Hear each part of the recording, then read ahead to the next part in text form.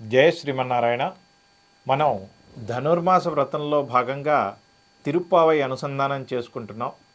ఈరోజు 11వ పాసురం. ముందుగా గురు పరంపరా శ్లోకాలు. లక్ష్మీనాథ సమారంభాం నాథయామున మధ్యమాం అస్మదాచార్య పర్యంతాం వందే గురు పరంపరాం. அஸ்மத்குருப்யோ நமஹ.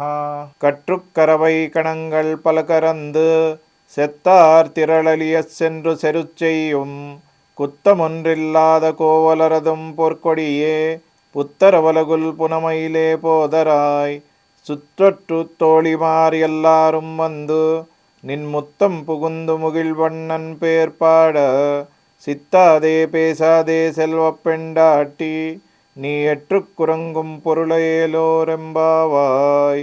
ఇక ఈ పాసురం అర్థం తెలుసుకుందాం.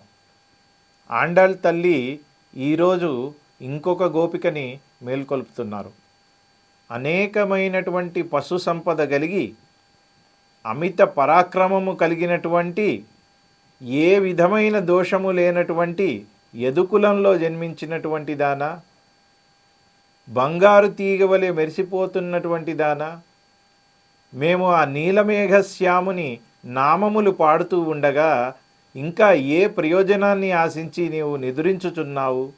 వచ్చి మా గోష్ఠిలో చేరు అని ఆండాళ్ తల్లి ఆ గోపికని ప్రార్థిస్తున్నారు. మనం ఈ పాసురాన్ని ఇంకొకసారి అనుసంధానం చేసుకుందాం.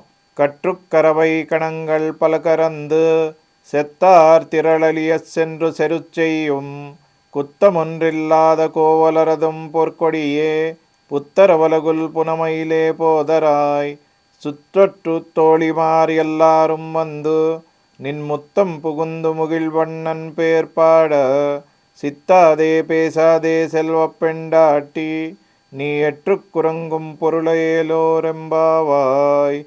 జయ శ్రీమన్నారాయణ.